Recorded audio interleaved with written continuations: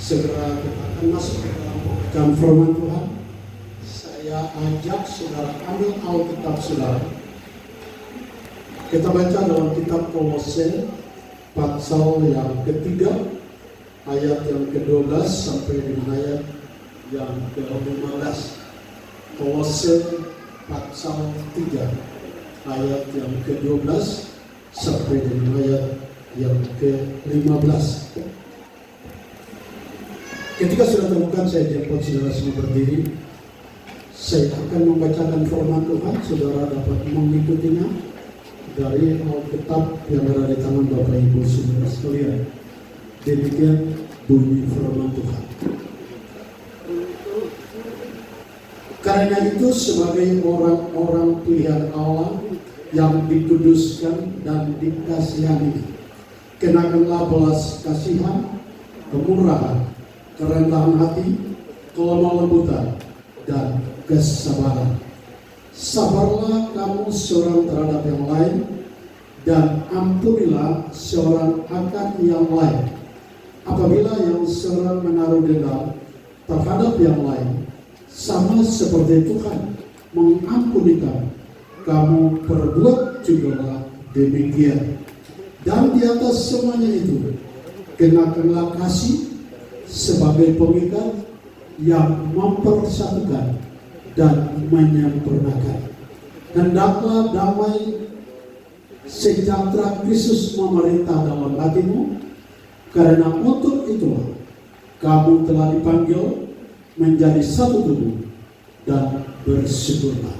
Terima kasih. Dipersilakan saudara sekalian. Bapak Ibu, saudara-saudari yang dikasihi oleh Tuhan kita Yesus Kristus, firman Tuhan yang disampaikan oleh Paulus kepada jemaat Tuhan yang ada di Kolose. Di dalam ayat-ayat firman Tuhan, dia mengingatkan kepada saya dan saudara bagaimana akan kita terjadi sesuatu yang mungkin terjadi dalam pribadi, rumah tangga, dan keluarga, bahkan kenalan. Alkitab berkata kepada kita, karena itu sebagai orang-orang pilihan Allah yang dikuduskan dan dikasihani, kenakanlah belas kasihan, kemurahan, kerendahan hati, kelemah lembutan, dan kesabaran. Bapak Ibu, saudara-saudari yang dikasih oleh Yesus Kristus, kalau kita melihat akan firman Tuhan, hal-hal yang telah disampaikan ini kadangkala membuat kita terpisah. Kalau kita tidak sabar, maka terjadi hal-hal yang tidak kita inginkan. Kalau kita tidak mengasihi atau belas kasihan, maka itu juga akan menciptakan masalah. Alkitab berkata, sebagai orang-orang pilihan Allah yang dikuduskan dan dikasihani, kenakanlah belas kasihan, kemurahan, kerendahan hati, kelemah lembutan, dan kesabaran. Ini yang perlu kita perhatikan dalam memasuki bulan Desember, bulan penuh damai. Maka hal-hal yang mungkin kita pikirkan kita perlu tinggalkan. Kita harus memiliki hati yang belas kasihan, kemurahan, kerendahan hati, kelemah lembutan, dan kesabaran. Kesabaran suatu hal yang sangat penting dalam kita menata perhimpunan kita, persaudaraan kita, dalam kita berjemaat, dalam kita berkeluarga, dalam kita hidup bermasyarakat. Perlu ada kesabaran. Kesabaran suatu yang sangat penting bagi kita dalam menghadapi berbagai hal-hal yang sedang mempengaruhi kita. Tapi perlu ada kesabaran. Ayat yang ke-13 mengingatkan kita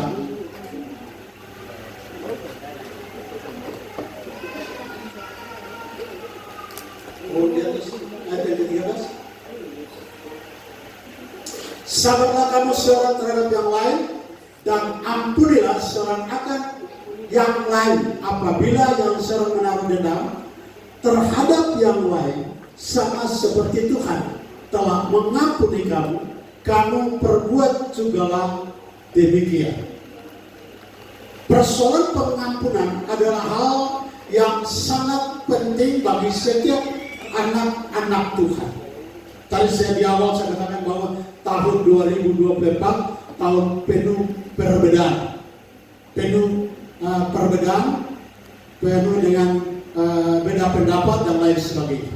Nah, itu sebabnya Alkitab berkata kalau sampai ada beda pendapat pasti ada masalah. Suami istri kalau beda pendapat pasti ada masalah. Anak-anak dengan orang tua kalau beda pendapat pasti ada masalah. Nah, itu sebabnya Alkitab berkata kepada kita, ampunilah seorang akan yang lain apabila yang seorang menaruh dendam terhadap yang lain, sama seperti Tuhan telah mengampuni kamu, kamu perbuat jugalah demikian. Dan persoalan pengampunan adalah hal yang wajib kita mengampuni satu sama lain. Kelahiran Yesus di atas dunia hanya satu tujuan, datang untuk mengampuni segala dosa dan pelanggaran kita. Di atas kayu salib Dia telah menyelesaikan semuanya dan membawa kita untuk menjadi satu. Nah, ini hal yang penting. Nah, itu sebabnya Alkitab berkata kepada kita, ampunilah seorang akan yang lain apabila yang seorang menaruh dendam terhadap yang lain, sama seperti Tuhan telah mengampuni kamu, kamu perbuat jugalah demikian. Kita saling mengampuni satu dengan yang lain karena Tuhan datang ke atas dunia untuk mengampuni dosa saya dan saudara. Nah, itu sebabnya kita perhatikan proses itu dengan baik. Saudara yang dikasih Tuhan, Yesus yang kita sembah adalah Allah yang maha kuasa. Dengan kemahakuasanya, dengan kehebatannya, Dia tidak mempertahankan dirinya, tetapi Dia merelakan dirinya untuk dihancurkan di atas ke puncak Golgota, hanya mau mengampuni saya dan saudara. Nah, itu sebabnya saya percaya bahwa Bapak Ibu Saudara sekalian kita yang hadir malam ini sudah tidak ada perbedaan pendapat lagi, sudah tidak ada kesalahpahaman lagi. Tapi mari kita mengampuni satu dengan yang lain, dan kita harus membangun sebuah kasih yang mengikat kita dan menyempurnakan kita. Saudara yang di ayat yang ke-14 merupakan ayat yang diangkat oleh tema, dan di atas semuanya itu kenakanlah kasih sebagai pengikat yang mempersatukan dan menyempurnakan. Jadi kasih itu sebagai pengikat, mengikat kita yang tadinya beda pendapat, yang tadinya beda pilihan, yang tadinya beda dengan ini dan itu dan seterusnya. Kasih itu mengikat kita.